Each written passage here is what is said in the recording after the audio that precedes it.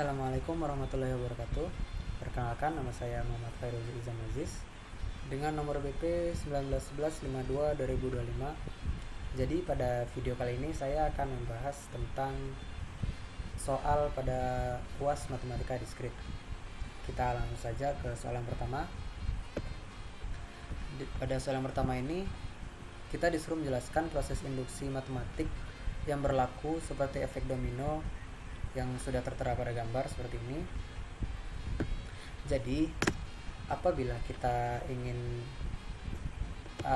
memunculkan efek domino, kita harus ada dua kondisi. Kondisi yang pertama, domino yang pertama itu harus terjatuh. Lalu kondisi yang kedua, apabila domino pertama jatuh, maka domino pertama tersebut harus menjatuhkan domino yang berada di depannya. Begitu pula seterusnya, domino kedua menjatuhkan domino ketiga, domino ketiga, keempat, hingga susunan domino terjatuh semua. Dan dengan kata lain, bila domino K jatuh, maka domino K plus 1 juga jatuh. Lalu prinsip induksi matematika. Nah, hubungan prinsip induksi dengan efek domino adalah prinsip induksi matematika mempunyai prinsip kerja yang sama dengan efek domino. Ya, misalkan Pn adalah suatu pernyataan yang bergantung pada N. Nah, pernyataannya itu P1, P2, dan seterusnya hingga PK plus 1, atau bisa kita sebut domino 1, domino 2, domino 3. Nah, apabila ingin memiliki efek domino, maksudnya apabila ingin dominonya ini jatuh secara beruntun, maka harus memenuhi kondisi yang telah disebutkan tadi. Kondisi,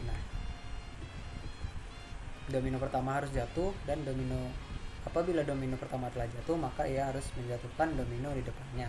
Begitu pula seterusnya.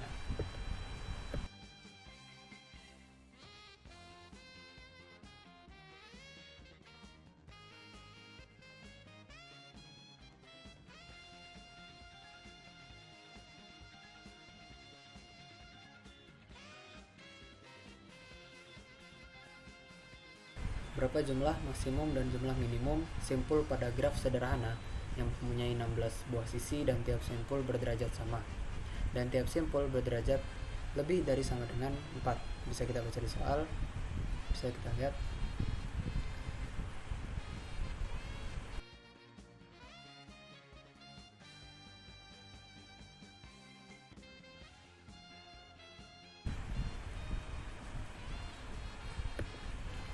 Nah, sebelum itu kita telah dulu pada graf sederhana. Graf sederhana adalah graf yang tidak mengandung gelang maupun sisi ganda. Apa itu gelang? Gelang adalah sisi yang berawal dan berakhir pada sisi yang sama, seperti gelang kan, gelangan. Lalu sisi ganda adalah sisi yang menghubungkan dua buah simpul yang sama. Maaf, ini dua ya, dua buah simpul yang sama. Lalu graf teratur adalah graf yang setiap simpulnya mempunyai derajat yang sama. Pada graf teratur, apabila derajat simpul adalah R, maka graf tersebut disebut sebagai graf teratur derajat R, dan persamaan jumlah sisi E-nya adalah E sama dengan NR per 2. Nah, kita lanjut soal yang tadi. Nah, tiap simpul berderajat sama, berarti itu kan graf teratur. Graf teratur tadi kita menemukan rumus E sama dengan NR per 2. Ya, tinggal dibalik-balik, nanti hasilnya akan jadi seperti ini. Lalu jumlah sisi pada graf teratur berderajat R adalah E sama dengan NR per 2. Jadi N sama dengan 2E per R sama dengan 32 bagi 4 sama dengan 8. Jadi untuk R jumlah simpul yang dapat dibuat maksimalnya adalah 8 simpul. Dan untuk R yang lain, R lebih dari 4 merupakan pembagi bilangan bulat dari 32.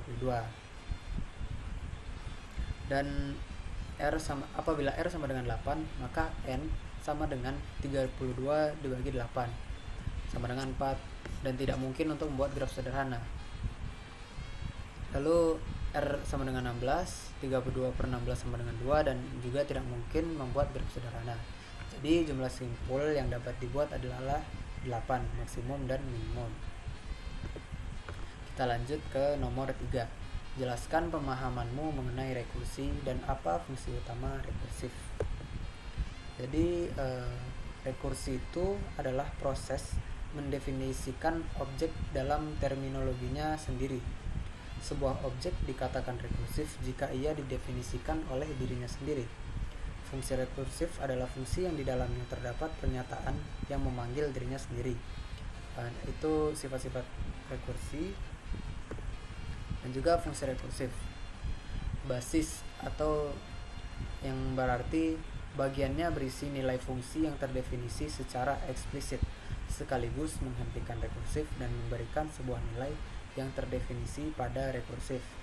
Lalu recurrence, bagian ini mendefinisikan fungsi dalam terminologinya sendiri dan berisi kaidah untuk menemukan nilai fungsi pada suatu input dari nilai-nilai lainnya.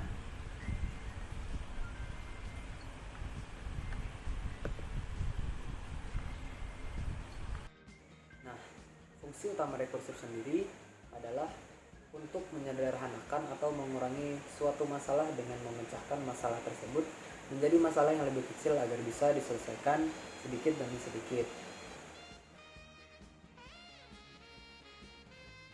Salah satu contoh rekursi adalah ini, ini yang dia akan mendefinisikan dirinya sendiri, sehingga dia mendefinisikan dirinya lagi di sini, yang di sini dia mendefinisikan lagi ke sini, dan seterusnya hingga sampai tak terhingga. Mungkin itu saja yang bisa saya sampaikan. Saya Feruzi, dan sampai jumpa di video lainnya.